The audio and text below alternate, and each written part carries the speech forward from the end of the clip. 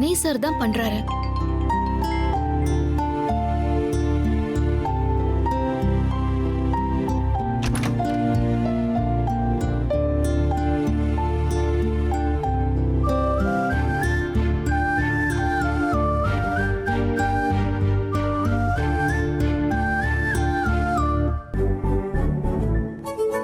Hello, சொல்லுங்க sir. என்ன இந்த நேரத்துல கால் பண்ணிருக்கீங்க? மேடம், உங்களுக்கு என்ன? நீங்க நல்லா நிம்மதியா தூங்குறீங்க, என்னால இங்க தூங்கவே முடியலையே. ஏன் சார், என்ன ஆச்சு?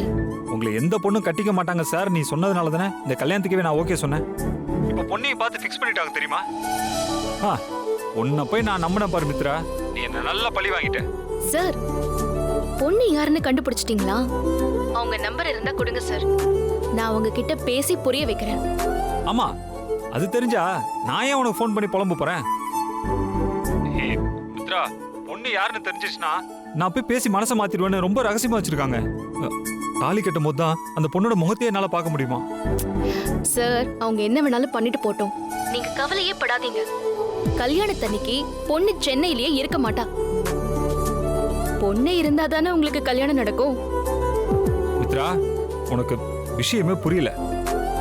எனக்கு இருக்கிற பிரச்சனையை பத்தி முழுசா தெரிஞ்சுக்கிட்டதுக்கு அப்புறமும் அந்த பொண்ணு என்ன கல்யாணம் பண்ணிக்கிறேன்னு ஸ்ட்ராங்கா நிக்கிறாளாம். நின்னுட்டு போட்டோம், தாலி கட்ட போறது நீங்க தானே. மாப்பிள்ளை இல்லனாலும் கல்யாணம் நிக்கும் சார். தயவு செஞ்சு லூஸ் மாதிரி பேசாத மித்ரா. என்ன நக்கல் பண்றதை விட்டுட்டு அவ முதல்ல யாருன்னு கண்டுபிடிச்சு தயவு செஞ்சு கன்வின்ஸ் பண்ற வழியை பாரு மித்ரா. மித்ரா, அது உன்னால மட்டும்தான் முடியும். ப்ளீஸ். என்னால எப்படி முடியும் சார்? நீ ஒண்ணு பண்ணு, அப்பா கிட்ட போய் பேசுற மாதிரி பேசணும்னு வச்சுக்கோயேன். பொண்ணு பத்தின எல்லா டீடைல்ஸுமே உங்ககிட்ட சொல்லிடுவாரு. சாரி சார், டாக்டர் நான் கேட்டாலும் அந்த பொண்ணை பத்தி எதுவுமே சொல்ல மாட்டாரு. ஏன்னா அன்னைக்கு நான் உங்களுக்காக ஃபேவரா பேசினேன்ல, சோ உங்க கூட சேர்ந்துக்கிட்டு நானும் இந்த கல்யாணத்தை நிறுத்துறதுக்கு சதி பண்றதா நினைக்கிறாரு. மித்ரா, இவ்வளவு நாளா எனக்கு சப்போர்ட் பண்ணிட்டு இருந்தது நீயும் அருண் மாமா மட்டும்தான். இப்போ அவரும் அம்மா பக்கம் சாஞ்சிட்டாரு. ஏய், நீயும் என்னால முடியாதுன்னு சொல்லிட்டேனா என் நிலைமை யோசிச்சு பாத்தியா? நான் என்னதான் பண்ணுவேன்? சார், நான் அப்படி சொல்ல வரல. நான் வந்த வேலை நாளைக்கு காலையில நல்லபடியா முடிஞ்சிரும். அதுக்கப்புறம் எனக்கு எந்த பிரச்சனையும் இருக்காது. சாவுகாசமா வந்து உங்க பிரச்சனையை தீர்மானிக்கலாம். மித்ரா, எனக்கு இருக்கிற ஒரே நம்பிக்கை நீ மட்டும்தான். தயவு செஞ்சு இந்த பிரச்சனையில இருந்து நீ தான் என்ன காப்பாத்தணும். ப்ளீஸ். சார், நான் மறுபடியும் சொல்றேன், நான் மித்ரா. என்ன நம்பினவங்க கெட்டு போனதே இல்ல. நீங்க எதை பத்தியும் கவலைப்படாம போய் தூங்குங்க. நான் இருக்கிற வரைக்கும் உங்களுக்கு யார் கூடவும் கல்யாணம் நடக்காது. நான் பாத்துக்கிறேன். Okay Mithra, good night. Good night.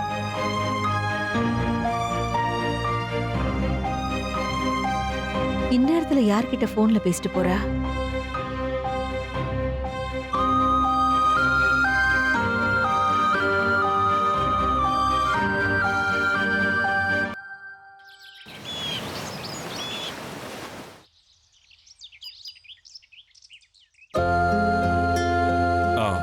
Uma, அந்த குணாலனுக்கு எழுதி கொடுத்த பத்திர நகல் நம்மகிட்ட ஒண்ணு இருக்குல்ல, அதை எடுத்துட்டு வாமா. பணத்தை தூக்கி அவன் மூஞ்சில வீசி எரிஞ்சிட்டு அவன் கண்ணு முன்னாடி அந்த பத்திரத்தை கிழிச்சு போட்டு வந்துடுறேன். சரிங்க.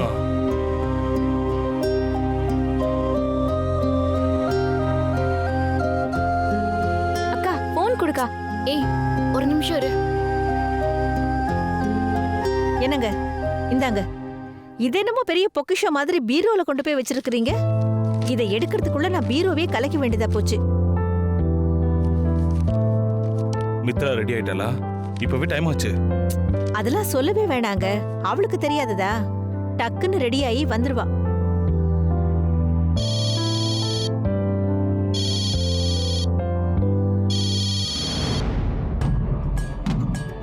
ஹலோ. ஐயா சொல்லுங்க. ஆமாங்க ஐயா, இதோ கிளம்பிட்டோம். பேங்க்குக்கு போய் பணத்தை எடுத்துக்கிட்டு நேரா நீங்க எங்க இருக்கீங்களோ அங்க வந்து பணத்தை கொடுத்து செட்டில்மெண்ட் பண்ணிடுறோம். சரியா 2 மணி நேரத்துல உங்க இடத்துல இருப்போம். ஐயா, அப்படியெல்லாம் நடக்காதுங்க. சொன்ன நேரத்துக்கு கரெக்டா வந்துருவோம்.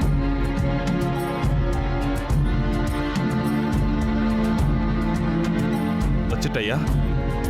சரிங்க. குணாலன் தான் பேசுறான். நீ வரலனா நான் அங்க வந்துருவேன்னு குரலை ஒசத்துறான். ஐயோ, அந்த அயோக்கியன் நம்ம வீட்டு வாசப்படியை மெரிக்க கூடாதுன்னு தான் நான் திருப்பி கொடுக்க போறேன். என்னக்கா என்னாச்சு? ஒன்றும் இல்லை. உமா, மித்ராவை போய் கூட்டிட்டு வா, டைம் ஆகுது. சரிங்க. இதோ அவளே வந்துட்டா. அப்பா சாரிப்பா, இன்னும் அக்கவுண்ட்ல பணம் கிரெடிட் ஆகல.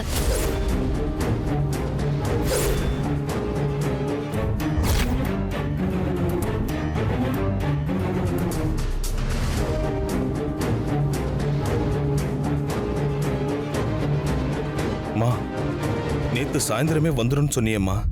அதான் எனக்கும் தெரியலப்பா. நானும் நைட்டே மெசேஜ் வந்துரும்னு செல்போனை பார்த்துட்டே இருந்தேன். ஆனா இப்ப வரைக்கும் மெசேஜ் வரவே இல்லப்பா. ஏதாவது பிரச்சனையா இருக்குமா? சில நேரம் மெசேஜ் வராதுமா. பேங்க்ல போய் விசாரிச்சுக்கலாம். வா, கிளம்பு. இல்லப்பா, நான் போன்லயே அக்கவுண்ட் செக் பண்ணிட்டேன். இன்னும் பணம் வரல. கொஞ்ச நேரம் வெயிட் பண்ணி பார்க்கலாம். என்னடி இது? இப்படி கடைசி நேரத்துல வந்து குண்டு தூக்கி போடுற? இது தெரிஞ்சிருந்தா அந்த குணாளன் கிட்ட சொல்லாமையாவது இருந்திருக்கலாம்ல. ஐயோ, அவன் வேற காத்துக்கிட்டு இருப்பான். அவனுக்கு நம்ம என்னடி பதில் சொல்றது? ஏய், வாயை மூடு. மித்ரா, நீ உள்ள போமா, வெயிட் பண்ணி பார்ப்போம். போ.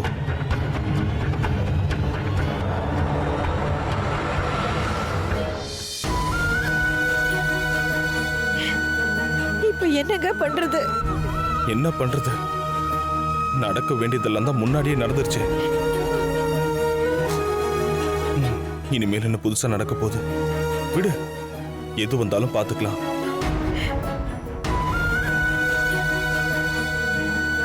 இங்க பாரு, பிள்ளைங்க முன்னாடி இப்படி கண்ணை கசக்கிறத மட்டும் முதல்ல நிப்பாட்டு.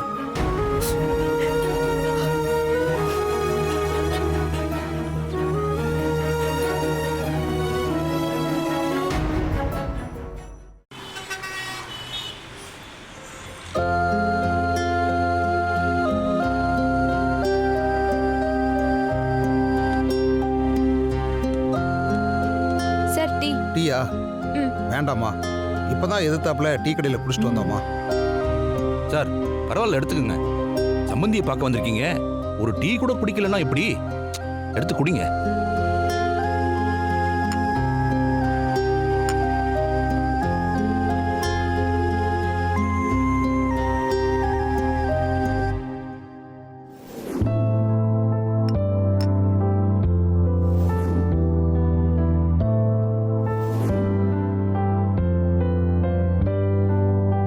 இப்ப நான் எதுக்கு உங்களை வர சொன்னேன்னா, இன்னும் ஒரு வாரத்துல கல்யாணம். திடீர்னு முடிவு பண்ணிட்டோம். கல்யாணத்துக்கு நிறைய செலவுகள் இருக்கும். நீங்க என்ன பண்ண போறீங்க? கையில எதுவும் பணம் வச்சிருக்கீங்களா? சார், எங்களுக்கு என்ன சார் செலவு இருக்க போகுது? கல்யாண செலவு மொத்தத்தையும் நீங்களே பார்த்துக்கிறதா சொல்லிட்டீங்க. இது போதாதா சார் எங்களுக்கு? கல்யாணத்துக்கு உண்டான செலவு எல்லாத்தையும் நான் பாத்துக்குவேன். அதை பத்தி நீங்க கவலைப்பட வேண்டாம்.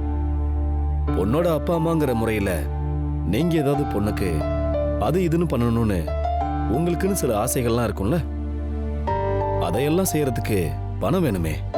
அதுக்கு என்ன பண்ண போறீங்க? உங்ககிட்ட சொல்றதுல என்ன சார் இருக்கு? நானும் இவளும் எங்க மக கல்யாணத்துக்கு வயிற்ற கட்டி வாயை கட்டி 15 பவுன் நகை சம்பாதிச்சு வச்சிருக்கோம். அதை அவ கழுத்துல காதுல போட்டு விட்டாலே எங்களுக்கு ரொம்ப சந்தோஷமா இருக்கும் சார். இந்த நகை இருக்கிற விஷயம் உங்க பொண்ணுக்கு தெரியுமா? அவ கல்யாணத்துக்காக எடுத்தது. நாங்க இன்னும் அவகிட்ட சொல்லல சார். நல்லதா போச்சு. இதெல்லாம் எதுக்காக கேட்கறோம்னா, டாக்டர் இப்ப உங்களுக்கு பணம் தருவார். அதை வாங்கிட்டு போய் தேவையான அளவுக்கு நகை நட்டு வாங்கிக்கோங்க. அதை கொண்டு போய் உங்க பொண்ணு கையில கொடுத்து, நாங்க உன் கல்யாணத்துக்காக சம்பாதிச்சு சேர்த்து வச்சதுல வாங்கினதுன்னு சொல்லிடுங்க. உங்க பொண்ணு ரொம்ப சந்தோஷப்படுவா. ஐயோ, அதெல்லாம் வேண்டாம் சார். கையில் இருக்கிற 15 சவரனே போதும். அப்படியே நீங்க சொல்ற மாதிரி நகையை வாங்கி கொடுத்தாலும் இதெல்லாம் எப்படி வாங்குனீங்கன்னு என் பொண்ணு கேள்வி கேட்பா. நான் என்னத்தை சார் அவகிட்ட சொல்லுவேன்? நீ பிறந்ததுல இருந்து உன் கல்யாணத்துக்கு சேர்த்து வச்சது இவ்வளோ நாள் அதை நாங்க உங்ககிட்ட சொல்லாம விட்டுட்டோம்னு சொல்லுங்க, நம்பிடுவாள்ல? இல்ல சார், அவ நம்ப மாட்டா. அவளை படிக்க வைக்கவே நாங்க எவ்ளோ கஷ்டப்பட்டோம்னு அவளுக்கு நல்லா தெரியும். அப்படியே உங்க மருமகளுக்கு ஏதாவது செய்ய ஆசைப்பட்டீங்கன்னா அதை நீங்களே உங்க கையால செஞ்சா ரொம்ப நல்லா இருக்கும் சார். அது தனியா இருக்கு. ஆனா நாங்க வாங்கி கொடுத்து அத அவ போட்டுட்டு வர்றதுக்கும் நீங்க அவளுக்கு வாங்கி போட்டு அனுப்பி வைக்கிறதுக்கும் வித்தியாசம் இருக்குல்ல. பிறந்த வீட்டு நகையை போட்டுட்டு வரதா எல்லா பொண்ணுங்களும் ஆசைப்படுவாங்க. அதுக்கு தான் சொல்றோம்.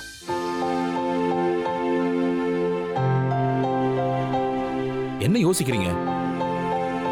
நீங்க போடுற நகைன்னு தெரிஞ்சாதான் உங்க சொந்தக்காரங்க மத்தியில உங்களுக்கும் பெருமையா இருக்கும். நாளைக்கு பொம்பளை புள்ளைய கட்டி கொடுக்க வழி இல்லாம இப்படி ஒரு இடத்துல கொடுத்துட்டாங்கன்னு உங்களை யாரும் குறைவா பேசிடக்கூடாதுல்ல.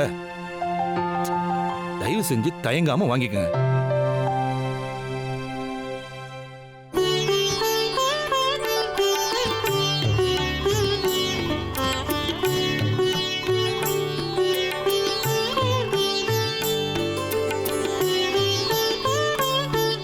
இதுல 10 லட்சம் இருக்கு. இதுல மொத்தத்துக்கு நகை வாங்கினாலும் சரி, இல்ல கல்யாண செலவுக்குன்னு எடுத்து வச்சுக்கிட்டு மீதிக்கு நகை வாங்கினாலும் சரி, அது உங்க இஷ்டம். ஆனா பணம் பத்தலைன்னா தயவு செஞ்சு என்கிட்ட கேளுங்க. கேட்கறதுக்கு தயங்காதீங்க. எப்ப வேணாலும் வந்து கேளுங்க. நீங்க கேட்டீங்கன்னா நான் சந்தோஷப்படுவேன். வாங்கிக்கங்க ப்ளீஸ். இல்ல சார், இதை வாங்கவே எனக்கு ரொம்ப தர்ம சங்கடமா இருக்கு சார். ஏற்கனவே நாங்க பட்ட கடனை அடைக்க வேண்டியிருக்கு. அதுக்காகத்தான் எங்க பொண்ணையும் உங்க மகனும் கொடுக்குறோம். ஆனா நீங்க மேலும் மேலும் எங்களை நன்றி கடன் பட வைக்கிறீங்க. நீங்க ஏன் இதை நன்றி கடன்னு பாக்குறீங்க? பெத்தவங்க செய்ய வேண்டிய கடமையா பாருங்க, எல்லாம் சரியா வரும். வாங்கிக்கங்க. வாசி குடும்பம்.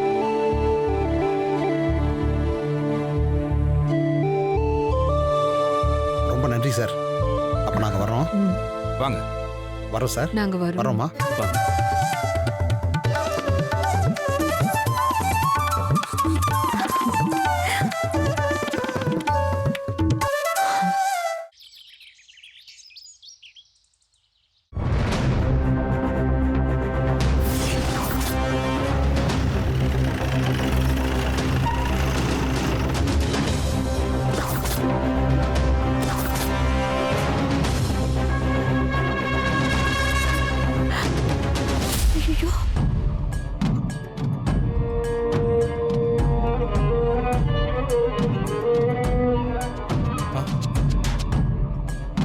என்னங்க மிஸ்டர் ராஜேந்திர சோழன், வீட்டுக்கு சொந்தக்காரன் வந்திருக்கேன், வான்னு ஒரு வார்த்தை கூப்பிட மாட்டியா? யாருமா வந்திருக்காங்க? குணாலண்டி.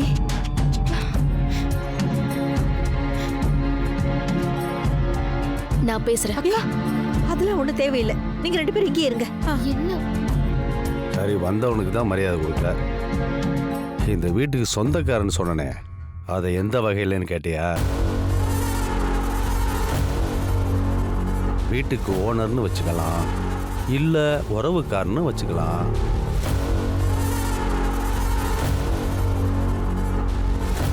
உங்களுக்கு எது வசதியோ அதையே வச்சுக்கோங்க. என்னடா நான் சொல்றது? கரெக்ட் தாங்க ஐயா. என்ன ராஜேந்திரா, ஏன்பா இப்படி மௌன சாமியார் மாதிரி நிக்கிற? போன்ல இதோ கிளம்பிட்டேயா, பேங்க்ல போய் பணத்தை எடுத்துக்கிட்டு நேரா உங்ககிட்ட வந்து செட்டில்மெண்ட் பண்ணிடுறேயா, 2 மணி நேரத்துல உங்க இடத்துல இருப்பேன்யா. இப்படியெல்லாம் பேசின வாய் இப்ப ஏன் ராஜா இப்படி உம்முன்னு இருக்கு? பதில் சொல்லுங்க மிஸ்டர் ராஜேந்திரன். சின்ன தவறு நடந்து போச்சுங்க ஐயா, மன்னிச்சிருங்க. அடி, மன்னிச்சிருங்கன்னு ரொம்ப சாதாரணமா சொல்ற. ஏய், நீ வருவன்னு எல்லா வேலையும் தூக்கி போட்டு உக்காந்துக்கிட்டு இருக்க, ஒரு போன் கூட பண்ணாம சமஞ்ச பொண்ணு மாதிரி வீட்டுக்குள்ளேயே உட்காந்துக்கிட்டு இருக்க. ஏண்டா,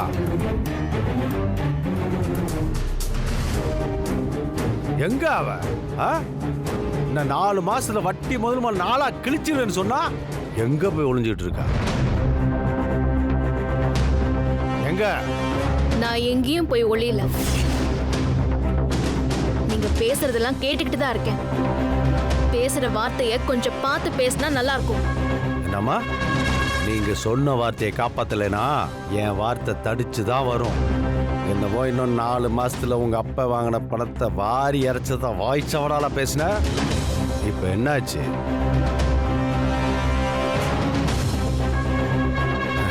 ஏப்பா உன் பொண்ணு சென்னைக்கு போய் 4 மாசத்துல 12 லட்சம் ரூபாய் சம்பாதிக்க போறான்னு சொன்னதும் ஏதோ பண்ண போறா, நம்ம பணம் சொன்ன தேதியில வந்துரும்னு நம்பிக்கையா இருக்கேன்.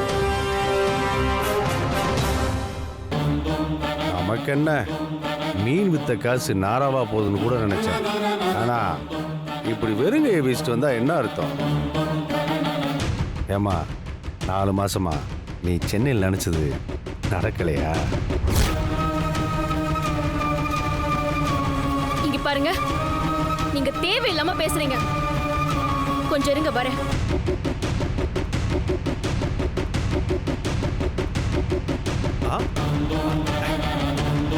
ஏப்பா உன் பொண்ணு போற வேகத்தை பார்த்தா வரும்போது பணப்பொட்டியோட தான் வருவா போல.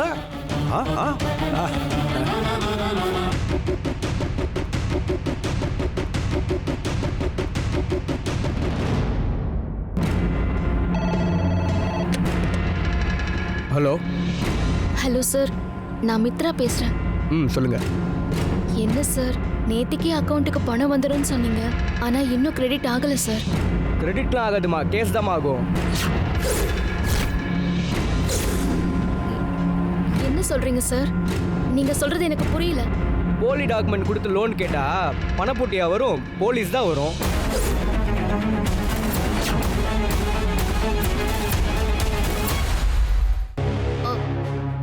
சார், யாரு சார் போலி டாக்குமெண்ட் கொடுத்தாங்க? நான் எல்லாமே மரியாதையா சொல்றேன் கேட்டுக்க. ஃப்ராடு தானே பண்ணிட்டு ரொம்ப நல்லவ மாதிரி நடிக்கிற. நீ பண்ண வேலைக்கு போலீஸ்ல கம்ப்ளைண்ட் பண்ணி உன்னை உள்ள தூக்கி வச்சிருக்கணும். போனா போகுதுன்னு விட்டா ரொம்ப பேசுற. ஏதோ எங்க மேலேயும் தப்பு இருக்கிறதுனால அமைதியா இருக்கும். போலி டாக்குமெண்ட் கொடுத்ததும் இல்லாம போன் பண்ணி பணம் எப்போ வரும்னு கேக்குற. பேங்க்ல வேலை பார்க்குறவங்களாம் முட்டாள்னு நினைச்சியா? வைமா போன.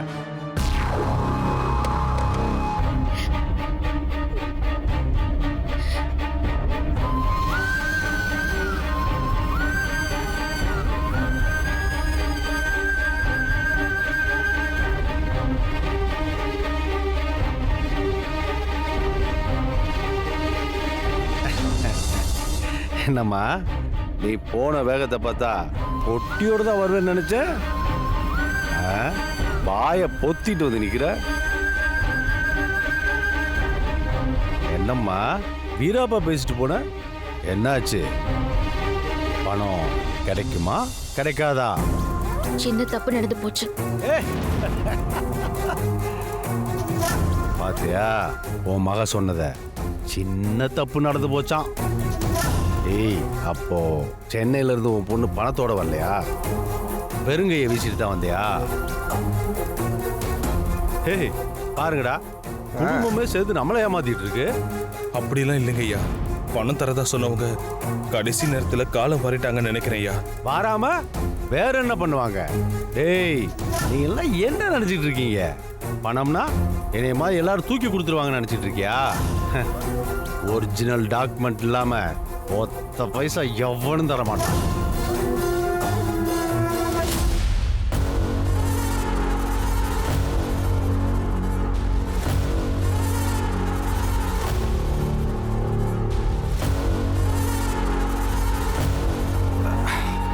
ஏய் இப்போ சொல்றேன் கேட்டுக்கோ. உன்கிட்ட இருக்க ஒரே ப்ராப்பர்ட்டி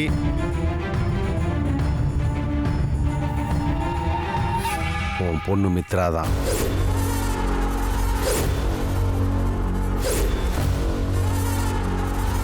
அவளை வச்சு தான் நீ எனக்கு பணம் கொடுக்க முடியும். இல்லைனா இங்க பாருங்க, வாய்க்கு வந்ததெல்லாம் பேசாதீங்க. அப்புறம் உங்களுக்கு நான் கொடுத்த டெட்லைனுக்கு இன்னும் 10 நாள் இருக்கு. அதுக்குள்ள நான் உங்களுக்கு மொத்த காசையும் செட்டில் பண்ணிடுறேன்.